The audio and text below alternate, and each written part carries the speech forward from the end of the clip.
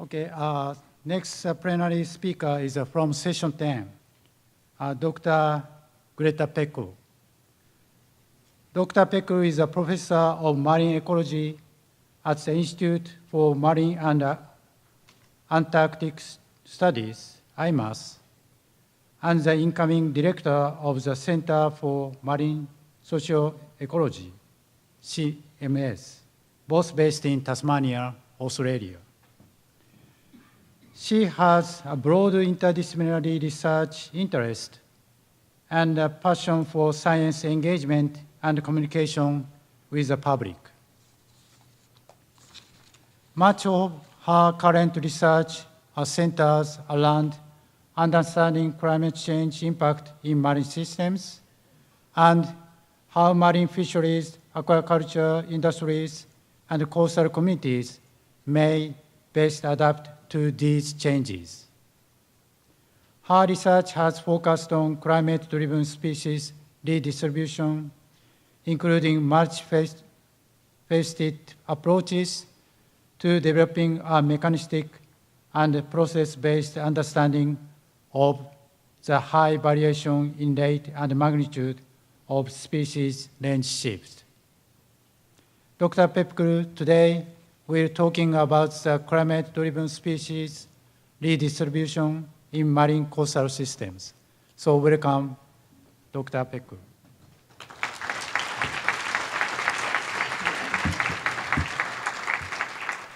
Okay, thank you for that introduction, Shinichi, and thank you to the conveners and the session organisers for the invitation to come along and talk. It's about 10 degrees warmer than the last time I was in DC, so it's good to be here and see some nice weather.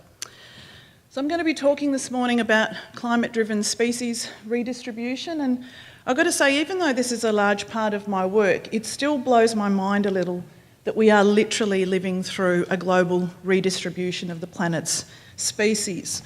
So we have poleward movement, animals in the northern hemisphere moving north, southern hemisphere moving south.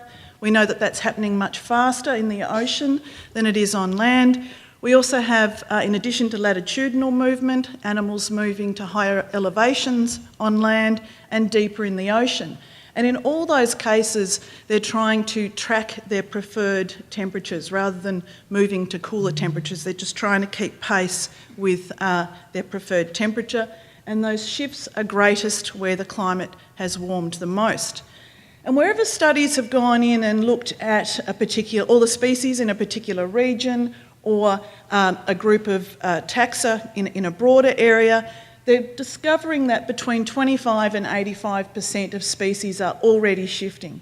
So this isn't something that is about to happen or might happen in sort of 5 or 10 years down the track. We're already detecting large numbers of species that are already shifting. And we could add some more studies to that, a lot of excellent work from Marlon Pinsky's lab, for example, but the ranges are still roughly within that 25 to 85% range. There's a lot of variation, though, in the timing and the pace of shifts, and some of that has to do with those confounding factors and influences other than climate. Detectability, for example, is one of those. If we have range shifts in a little cryptic tiny snail, for example, that's going to be a lot harder for us to detect than a giant whale shark shifting down the coast, for example. And the other thing is that not all species can and will shift. So species can adapt, move or die. So there's a lot of factors there underpinning some of that variation in the pace of shifts. And if we have a look at some of those, there was some excellent work recently from, I'm going to turn my timer off because my phone is beeping.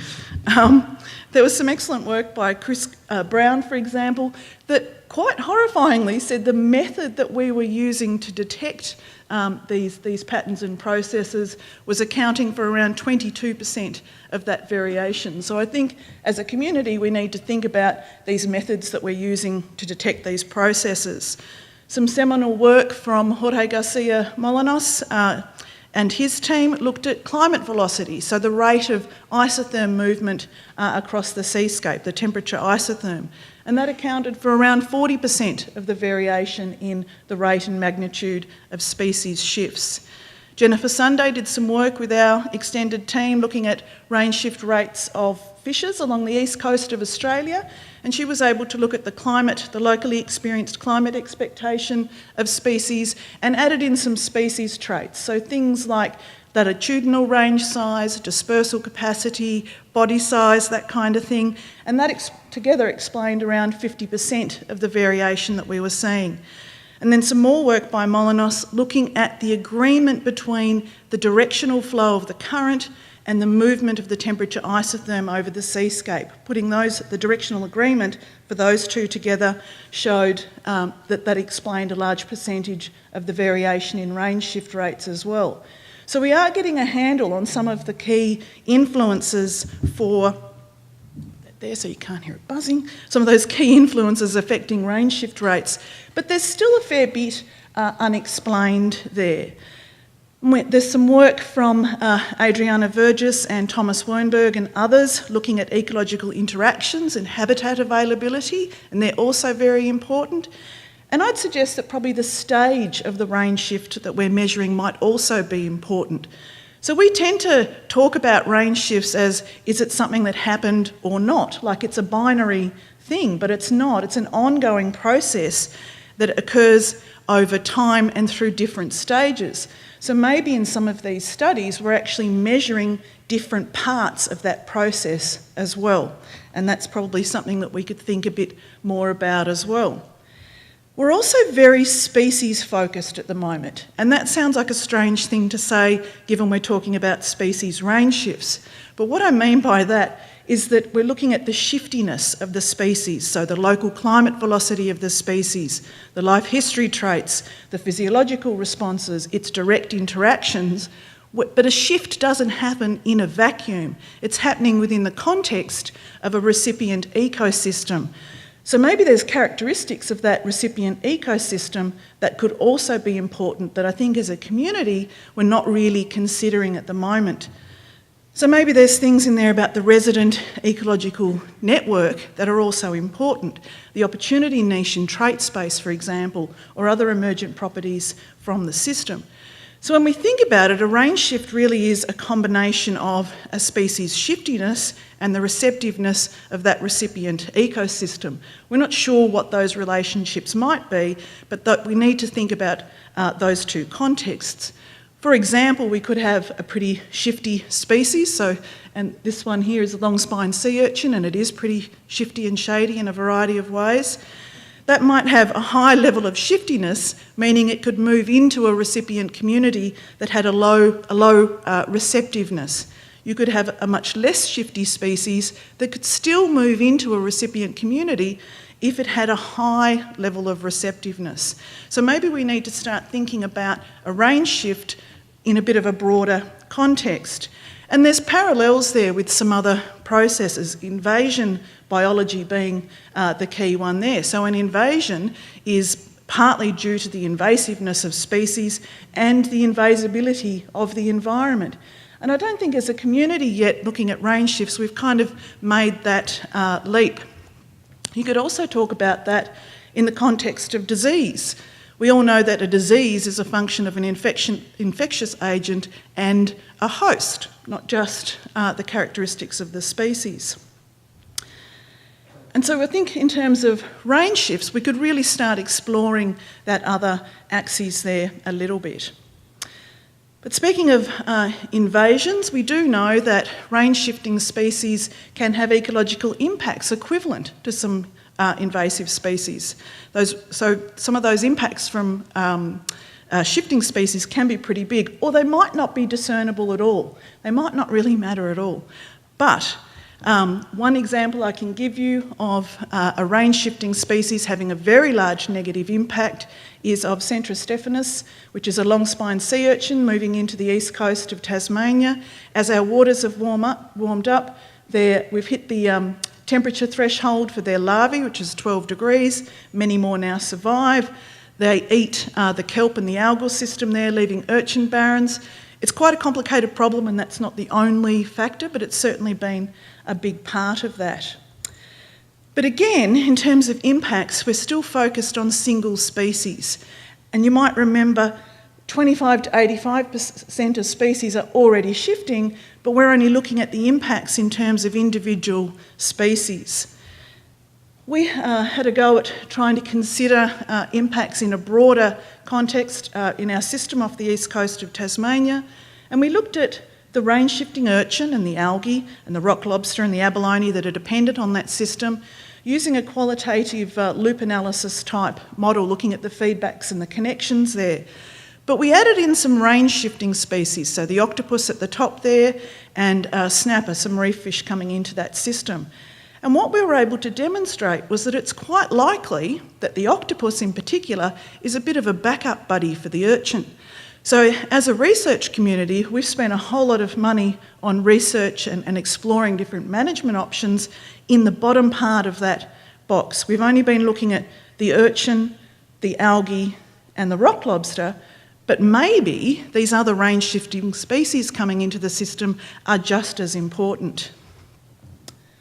So hopefully I've convinced you that range shifts matter in terms of ecosystem structure and function, although you probably didn't require a lot of convincing. But they're also important in terms of food security, human health, so new diseases coming into systems, for example, livelihoods, feedbacks to the climate system. So mangroves, for example, the changing distribution of mangroves alters carbon sequestration, which affects our climate.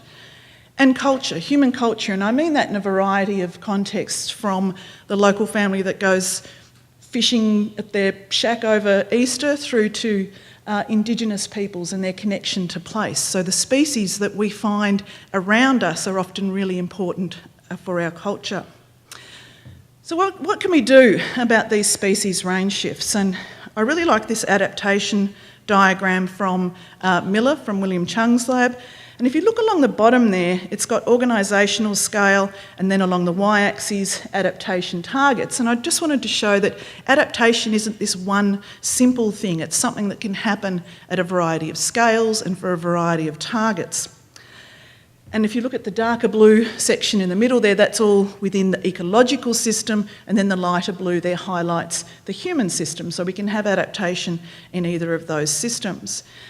But the adaptation and the considerations that we've been looking at in terms of species on the move in our broader teams in Tasmania have looked at the global context, the country and the federal government level, the high seas, and we have a poster on that this afternoon, or tonight, looking at regional fisheries management organisations and what they're doing, or spoiler alert, not doing, around changing species, regional fisheries, the local community level, and conservation approaches as well. And I don't mean to imply that conservation approaches is this one thing. That obviously happens at a variety of scales as well. But I'll spend the next few slides just talking about two of those examples, and we'll go for the global and then the opposite, the local level there. So taking a look at global biodiversity redistribution, this was a paper that came out from a conference we hosted in Hobart called Species on the Move. And after the conference, we took the steering committee, the session chairs, the theme leaders, the keynote speakers, up to a beautiful place on the east coast of Tasmania called Freycinet, locked them in a room for 3 days so they didn't get to see the beautiful outside place.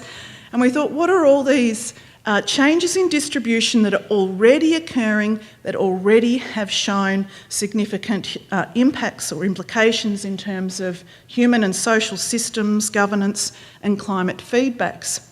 And those numbers there, near those little symbols relates to the supplementary materials where we go into more detail about those shifts and how they intersect with the Sustainable Development Goals.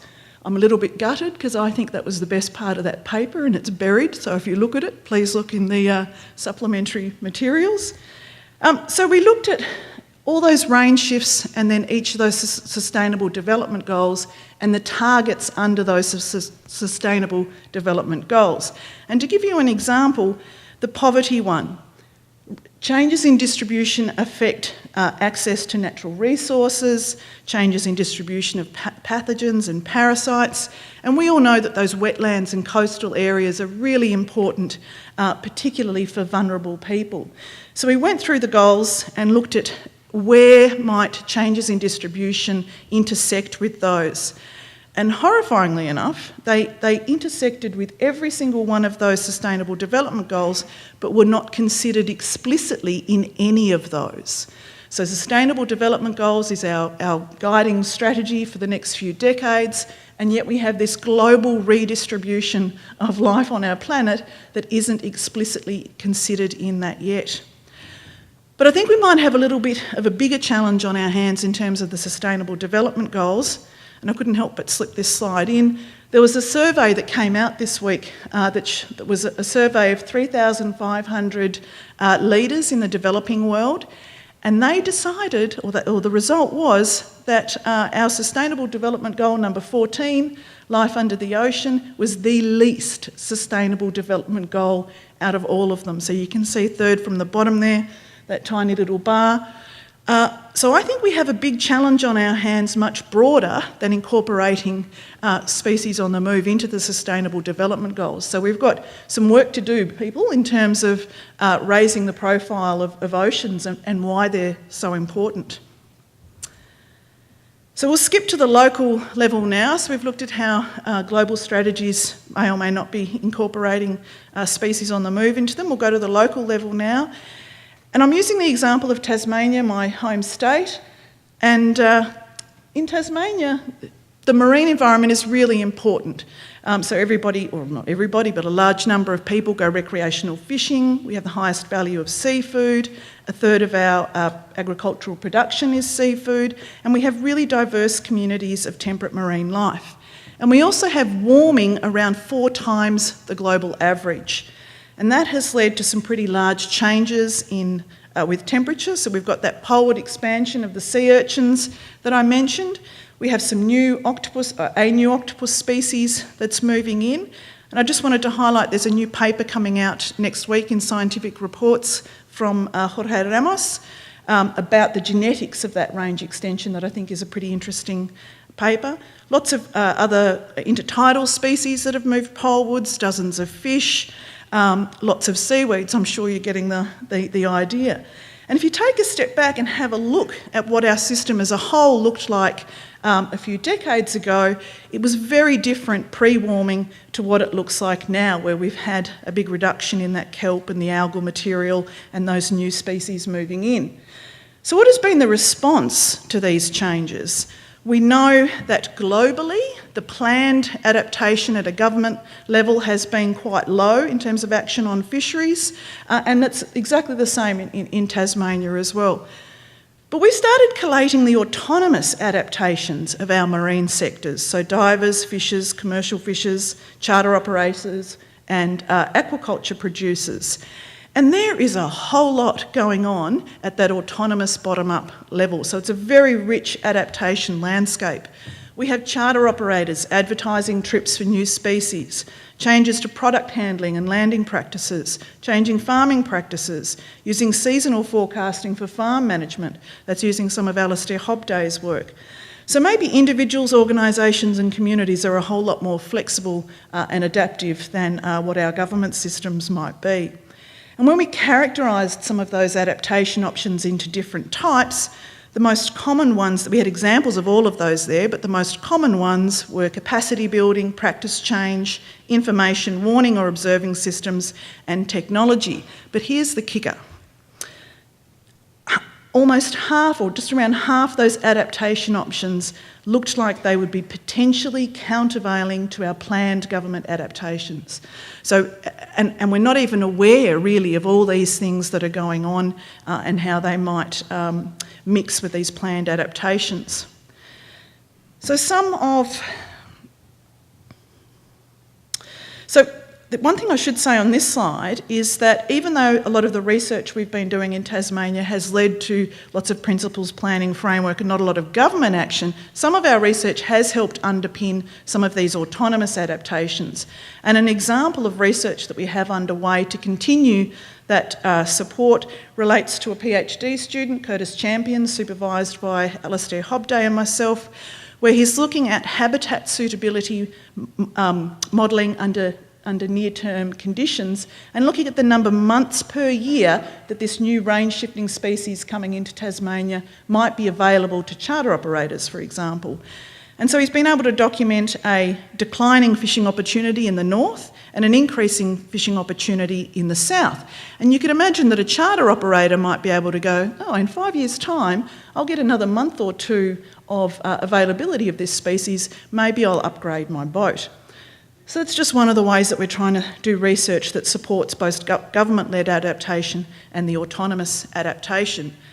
But adaptation to climate change, as the previous two speakers so eloquently demonstrated, is pretty complicated and messy.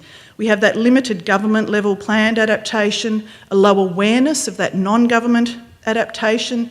It's multi-sector, multi-stakeholder, competing values and interests, winners, losers, trade-offs, value-based decisions. Who gets to make those decisions? So it's incredibly complicated, and because of that, we really do need interdisciplinary, participatory and integrated approaches to be looking at this issue in a holistic way. But I wanted to make one more point, and that was that some implications of climate-driven biodiversity cannot be adapted to.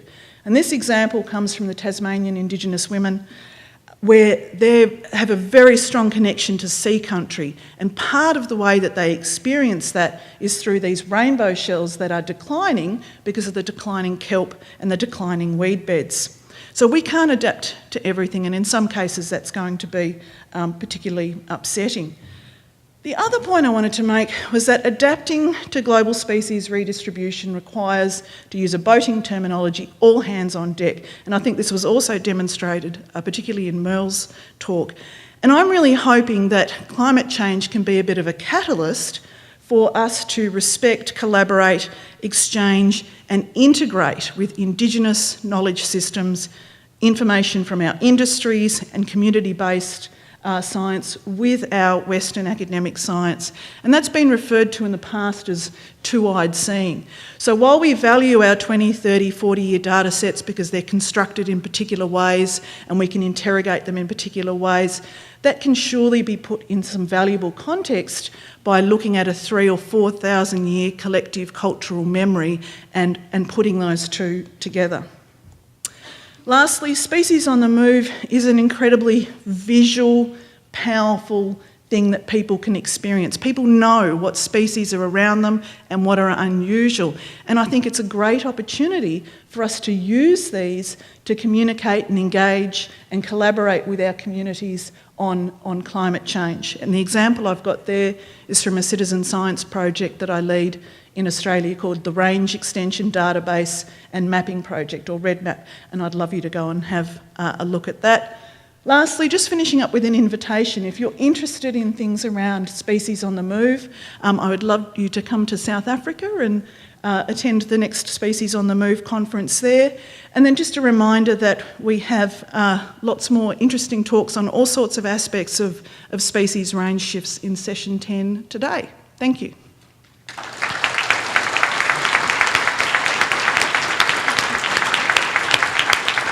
Thank you, Gretta. So we have a time for questions. Please come to the microphone, please. Yeah, Hi, Gretta. That was an excellent talk. My question has to do with the Convention on Biodiversity. So they're setting goals for how we should be thinking about maintaining biodiversity targets, and those, of course, are based on our history of what the local biodiversity is and what it perhaps should be. And now, in the face of Species on the Move, we're talking about whole-scale redistribution of species. How are you thinking about bridging those two competing events?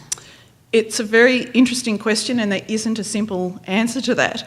But there are a group of people that are looking at that, in particular Brett Sheffers, who's one of the authors on the Species on the Move science paper. And I think one of the big challenges with that, for example, is that we've got this system of dealing with native species and invasive species. But in the context of climate change and all these new species coming in, they're kind of native but not native, so how do we deal with those? And we have no consistency with how we've dealt with those in the past either. So I'm not dealing with that framework in particular myself, but I know that there are very smart people working on that, so hopefully we'll have an answer for you shortly. Or, 5 years, something. The scientific version of shortly. Jason? Hi, I'm Jason Link. I'm with NOAA Fisheries. Thank you, Greta. As always, appreciate your talks. I love how you are shifty, or your species are shifty. I'm not that shifty. Yeah, okay. Not usually. My question is, that graphic was intriguing, thought-provoking. How do you measure receptiveness? So if you look at the invasive species literature, there's a number of ways that they have done that, looking at the ecological network of the resident species. So they look at network stability or instability. They look at interaction matrices between those different groups. So there's a number of ways of doing that, and there's a group that emerged out of a workshop called Andina in Argentina in January, and one of the papers coming out of that group will probably edge towards that a little bit in terms of how can we take what we know from invasion ecology and try and adapt some of that to range shift ecology. And I think in general we don't do that really well. There's giant bodies of literature that kind of are fairly siloed, and one of the goals of the paper that I'm working on with the Andina group is how do we borrow better from existing studies. So that's an excellent point, and again something hopefully we'll have an answer on in 5 years. So. Thank you. Okay. Yeah, Charles? Oh, one more question? Sorry, Greta. Well, let One more question. just, Bit too eager to run away there, you wasn't flew it? too far to get off with only 2 questions. A lot of the movement that you highlighted maps onto some critical decisions that need to be made by managers and local folks. I was kind of wondering if you could give your broad perspective on what the primary limiting factors and opportunities are for informing those decisions in objective ways. Ooh, well, so the limiting factors. Well, I know. If I could go to a Tasmanian example, we did a pretty giant project looking at how you would handle adaptation in a couple of key species, and most of that related to changes in distribution. And I think it was a pretty nice bit of work. It was collaboratively produced, all that kind of stuff. Nothing kind of happened after that. And I think that, we were talking about this at the workshop on Sunday, I think that was because there hadn't been an urgent need to adapt that had been identified in that community. A year or two after that work, we had the marine heat wave, which I think Alistair will be talking about on Friday, and a whole lot of really massive shocks to the industry. And I think they would be ready to adapt now. So I think often it's those circumstances that are sort of, and local context, that's hard to distill down to a concrete answer. But I know in our case, if we'd had those shocks and then did the study, we would probably have a whole lot of things that had happened. So I think it's a very individual thing. Thanks. Thank you very much again. Thank you.